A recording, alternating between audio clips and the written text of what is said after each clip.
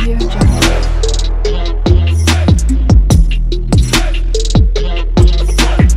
Audio Jungle.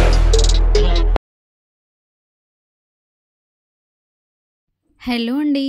పిల్లలకి tasty biscuits ఇంట్లోనే చేద్దామా? ఒక కప్ మైదా లేదా గోధుమ పిండి తీసుకోవాలి. హాఫ్ కప్ షుగర్ పౌడర్ చేసి తీసుకోవాలి. అండ్ ఇందులోకి కొంచెం సాల్ట్ అండ్ కొంచెం బేకింగ్ సోడా కూడా యాడ్ చేసుకోవాలి.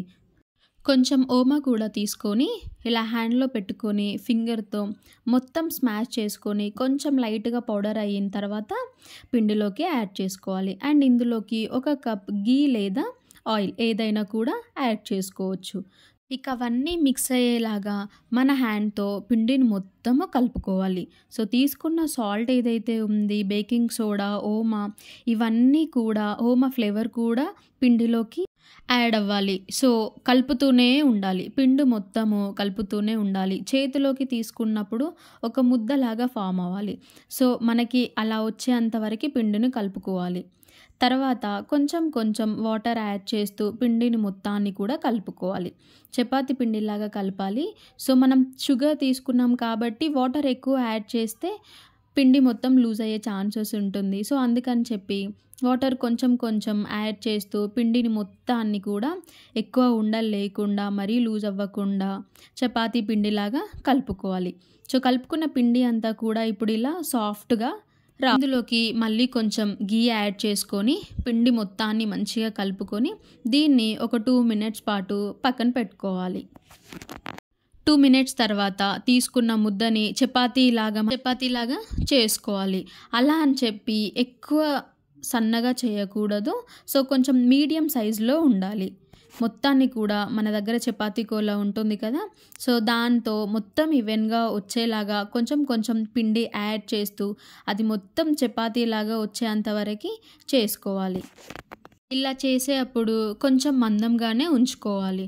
సో అలా మందంగా ఉంచుకోవడం ద్వారా మనకి ఆయిల్లో వేసినప్పుడు డీప్ ఫ్రై అవుతున్నప్పుడు మనం బేకింగ్ సోడా యాడ్ చేసాం కాబట్టి కొంచెం మందంగా వస్తాయి. సో అందుకోసం అని చెప్పి చపాతీని మరీ థిన్ కాకుండా మీడియం సైజులో మనము ఈ కోలతో అంతా ఈవెన్గా చేసుకోవాలి.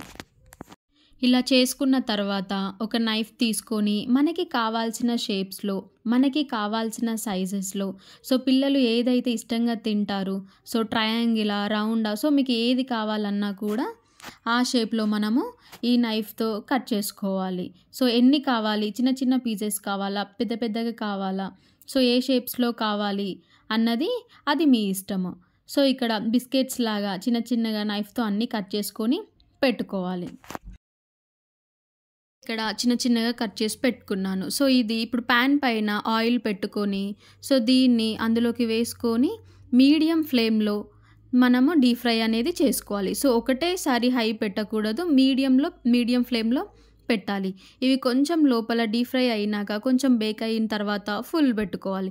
సో ఒకటేసారి మనం హై ఫ్లేమ్లో పెడితే పైన మాడిపోతుంది, లోపల కుక్ అవ్వదు. సో అందుకని చెప్పి మీడియం ఫ్లేమ్లో బిస్కెట్స్ అన్నీ ఆయిల్లో పైన తేలినాక హై ఫ్లేమ్లో పెట్టుకొని కుక్ చేసుకోవాలి. టేస్టీ అండ్ క్రిస్పీ బిస్కెట్స్ అయితే రెడీ అయిపోయినవి. సో మీరు కూడా పిల్లలకి స్నాక్స్ లాగా ఇలా ట్రై చేయండి. అండ్ మీకు ఎలా అనిపించిందో కామెంట్ చేయడం మర్చిపోకండి. And do subscribe and support